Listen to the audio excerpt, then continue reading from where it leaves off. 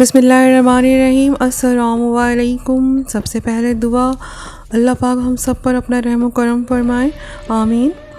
آج کی کہانی کے ساتھ حاضر ہوں۔ اگر آپ کو پسند آئے تو پلیز میرا چینل سبسکرائب کریں اور ساتھ لگے بیل آئیکن کو بھی پریس کر دیں تاکہ میری تمام کہانیوں کی نوٹیفیکیشن آپ کو ملتی رہے۔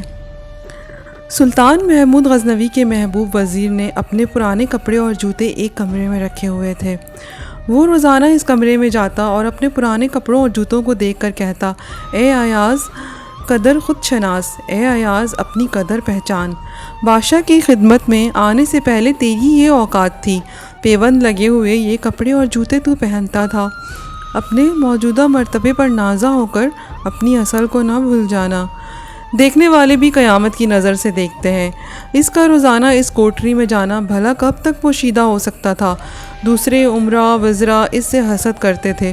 انہوں نے محمود غزنوی کے دل میں شبہ ڈالنے کی کوشش کی اور کہا کہ ایاز نے ایک کمرہ زبردست تالوں سے بند کر رکھا ہے، کسی کو اس کے اندر جانے نہیں دیتا اور نہ ہی کسی کو بتاتا ہے کہ اس میں کیا بند کر کے رکھا ہوا ہے۔ شاہی خزانے سے بیش بہا جواہر چرا چرا کر اس میں رکھتا ہو۔ اس کے کمرے کی تلاشی لی جائے، اس کی وفاداری کا بھرم کھل جائے گا۔ بادشاہ ایاز کی وفاداری اور پاک بازی پر پورا یقین رکھتے تھے۔ بادشاہ نے کہا، مجھے اس غلام پر حیرت ہے، اور حکم دے دیا کہ اس کے کمرے کے قفل کھولے جائیں اور جتنا مال و دولت اس نے ذخیرہ کیا ہوا ہے اس کے متعلق مجھے آگاہ کیا جائے۔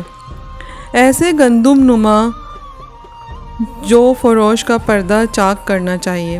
بادشاہ کا حکم پاتے ہی حاسدین نے قفل توڑ ڈالا اور یوں اندر گھسے جیسے چھاچھ سے بھرے ہوئے گہرے برتن میں مکھی مچھر گھس جاتے ہیں۔ انہوں نے کوٹری کا گوشہ گوشہ چپا چپا چھان مارا، سوائے بوسیدہ کپڑوں اور جوتوں کے کچھ نہ ملا۔ آپس میں کہنے لگے، ایاز بہت چالاک ہے، ضرور اس نے زر و جواہر دفن کر رکھے ہوں گے۔ انہوں نے کدالیں لے کر سارے کمرے کا فرش کھود ڈالا مگر کچھ ہاتھ نہ آیا۔ پھر جھنجھلا کر کوٹری کی دیواریں توڑنے لگے، شاید وہ خزانہ اینٹوں کے اندر چھپا ہوا ہو۔ ہر اینٹ سے لاحول کی آواز آنے لگی۔ آخر ندامت اور پشیمانی کا پسینہ ان کی پیشانیوں سے بہہ بہہ کر چہرے پر آنے لگا۔ ان کی گمراہیوں اور بے ہودگیوں کا ثبوت وہ گڑھے اور ٹوٹی ہوئی دیواریں تھیں جنہیں ان حاسدین نے حسد کی آگ میں اندھے ہو کر گرایا تھا۔ اس بےہودہ کارروائی کے بعد انہیں یہ خوف دامن گیر ہوا کہ بادشاہ کو کیا جواب دیں گے۔ آخر کار اپنی جان سے مایوس ہو کر روتے اور چہرے پر گرد و غبار ملتے بادشاہ کی خدمت میں حاضر ہوئے۔ بادشاہ نے پوچھا، تم نے یہ کیا حال بنا رکھا ہے اور مال و دولت کہاں ہے جو تم ایاز کے کمرے سے لوٹ کر لائے ہو؟ تمہاری صورتوں پر وحشت کیوں برس رہی ہے اور تمہارے رخساروں کا خون کون چرا کر لے گیا ہے؟ بادشاہ کے ان کلمات کی تاب نہ لا کر سب کے سب حاسد بادشاہ کے قدموں میں گر پڑے۔ ان میں اتنی ہمت نہ رہی کہ بادشاہ کے روبرو کھڑے رہتے۔ بادشاہ نے ارشاد فرمایا، میں نہ تمہیں چھوڑوں گا نہ سزا دوں گا۔ یہ معاملہ ایاز کی ثوابدید پر ہے کیونکہ تم اس کی آبرو سے کھیلے ہو اور گہرے گھاؤ اسی نیک دل کی روح پر لگے ہیں۔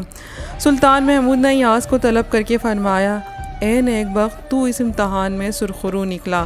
یہ مجرم تیرے ہیں اور تجھے پورا اختیار ہے کہ انہیں جو چاہے سزا دے۔ ایاز عرض کرنے لگا، اے بادشاہ، حکمرانی تجھی کو ہی زیبا ہے۔ جب آفتاب اپنا رخ روشن دکھاتا ہے تب ستارے نابود ہو جاتے ہیں۔ سلطان محمود بادشاہ کہنے لگے، یہ تو بتاؤ تم ہر روز اس کمرے میں اکیلے داخل ہو کر کیا کرتے ہو؟ اس بھید سے ہمیں بھی تو آگاہ کرو۔ تجھے ان پرانے کپڑوں اور بوسیدہ جوتوں سے کیا وابستگی ہے؟ تم کیوں ان کے سحر عشق میں گرفتار ہو؟ انہیں مخاطب کر کے باتیں کرتے ہوئے انہیں کوٹری میں چھپا رکھا ہے۔ کیا وہ قمیض حضرت یوسف علیہ السلام کا پیراہن ہے اور وہ جوتے کسی عظیم ہستی کے ہیں جنہیں تو چھاتی سے لگاتا ہے؟ یہ کیا جنون اور حماقت ہے! یہ تو نہایت ادنیٰ قسم کی بت پرستی معلوم ہوتی ہے۔ ایاز کی آنکھوں سے موتیوں کی لڑی جاری تھی۔ عرض کرنے لگا، اے شاہ زی جاہ، میرا موجودہ مرتبہ آپ ہی کے لطف و کرم کا مرہون منت ہے، ورنہ میں تو حقیقت میں ایک مسکین اور بے نوا آدمی ہوں، اور یہی پرانے کپڑے اور جوتے پہننے کے لائق ہوں۔ یہ میری غریبی کے دنوں کی یادگار ہیں۔ ان کی حفاظت کرنے سے میری غرض یہ ہے کہ اپنے بلند منصب اور شان پر مغرور ہو کر کہیں اپنی اصل حقیقت کو نہ بھول جاؤں۔ اصل میں ان کی حفاظت نہیں بلکہ اپنی اصلی ذات کی حفاظت کرتا ہوں۔ انسان کو ہر دم اپنی حقیقت سے آگاہ رہنا چاہیے، ورنہ بعض لوگ اپنی حقیقت کو فراموش کر کے خدا بننے کی کوشش کرتے ہیں، جس کا نتیجہ خسارے کے سوا کچھ نہیں ہوتا۔ بے شک